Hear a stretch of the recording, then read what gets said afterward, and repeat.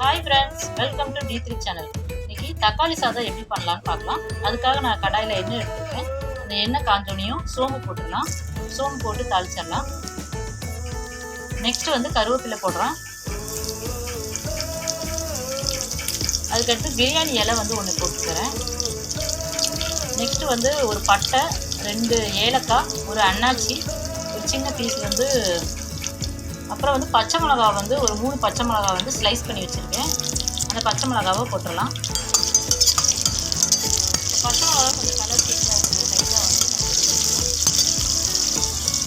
Next வந்து இதுக்கு வந்து வெங்காயம் வந்து சின்ன வெங்காயம் கொஞ்சம் கட் பண்ணி வச்சுருக்கேன். 2 ஸ்லைஸ் பண்ணி வச்சுருக்கேன். அது சின்ன வெங்காயத்தை இதில் போட்டுக்கலாம். போட்டு வெங்காயத்தை வந்து நல்லா கண்ணாடி பதம் வதக்கிட்டு வதக்கிக்கலாம். 3 டேபிள் ஸ்பூன் அளவுக்கு நான் எடுத்து வச்சுருக்கேன். அந்த இஞ்சி பூண்டு பேஸ்ட்டை நம்ம இதில் போட்டுடலாம். இஞ்சி பூண்டு பேஸ்ட் வந்து நல்லா வதங்கிடுச்சு. நெக்ஸ்ட் வந்து என்ன பண்ணணும்னா, புதினா வந்து ஒரு கட்டு வாங்கி அதில் வந்து பாதியை வந்து நான் என்ன செய்யறேன்னா மிக்சியில் அரைச்சி வச்சுருக்கேன். அதை இதோட ஆட் பண்ணிக்கலாம். மீதி பாதியை வந்து நம்ம லாஸ்ட் யூஸ் பண்ணிக்கலாம். புதினா வந்து நல்லா வதங்கிடுச்சு. வதங்கின பிறகு நெக்ஸ்ட் வந்து என்னென்னா, தக்காளி வந்து ஒரு 3 தக்காளிக்கு அளவுக்கு நான் வந்து கட் பண்ணி ஸ்லைஸ் பண்ணி வச்சுருக்கேன். அதை போட்டுறேன். இதில் மீதி தக்காளியை வந்து அரைச்சி நம்ம ஊற்றிக்கலாம்.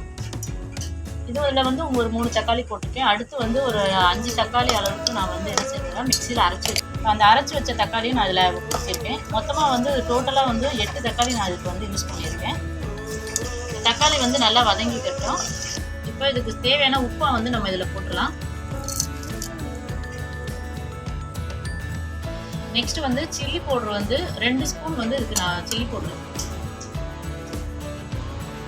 இப்போ நமக்கு நல்லா வந்து இது ஒரு திக் கன்சிஸ்டன்சியில் வந்துருச்சு. நல்லா கலரும் வந்து நல்லா ரெட்டிஷாக வந்திருக்கு.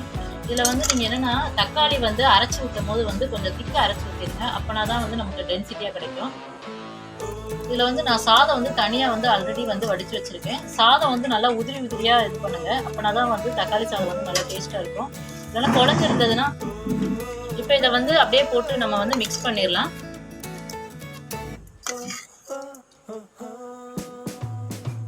இப்போ இந்த மாதிரி வந்து அந்த நம்ம வதக்கி வச்சுருக்க தக்காளி இதை வந்து இதில் போட்டு மிக்ஸ் பண்ணிடலாம். ரைஸோட மிக்ஸ் பண்ணிவிட்டு நம்ம என்ன பண்ணுறோன்னா, புதினா வந்து லாஸ்ட்டு வந்து நம்ம கொஞ்சம் புதினா வந்து க்ளீன் பண்ணி வச்சுருக்கோம். அந்த புதினாவை இதில் மேலே இது பண்ணிடலாம். அதோட வந்து இதில் வந்து 2 ஸ்பூன் வந்து நம்ம வந்து நெய் ஆட் பண்ணிடலாம். நெய் ஆட் பண்ணி நல்லா மிக்ஸ் பண்ணிக்கோங்க. ஸோ இந்த மாதிரி தக்காளி சாதம் பண்ணிங்கன்னா ரொம்ப டேஸ்ட்டாக இருக்கும்.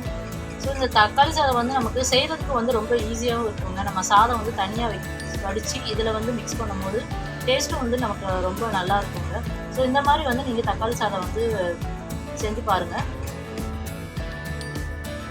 இப்போ இதுக்கு வந்து நம்ம சைடிஷாக வந்து என்னென்னா முட்டை தொக்கு மாதிரி பண்ணுறோம். முட்டை ஃப்ரை பண்ணுறோம். ஸோ அதுக்கு வந்து நான் என்ன பண்ணுறேன்னா, கொஞ்சம் வந்து எண்ணெய் எடுத்துக்கிறேன். இந்த எண்ணெயில் வந்து என்ன பண்ணுறேன்னா, சில்லி பவுடர் வந்து ஒரு ஸ்பூன் அளவுக்கு சில்லி பவுடர் போடுறேன். கொஞ்சம் மஞ்சள் பொடி வந்து இதில் போட்டுக்கலாம். நெக்ஸ்ட் வந்து இதுக்கு தேவையான உப்பு போட்டுடலாம். இப்போ வந்து முட்டையை வந்து நான் என்ன பண்ணியிருக்கேன்னா, முட்டையை வந்து வேக வச்சு 2 ஸ்லைஸ் பண்ணி எடுத்திருக்கேன். அந்த முட்டையை வந்து நம்ம இதில் போட்டுடலாம்.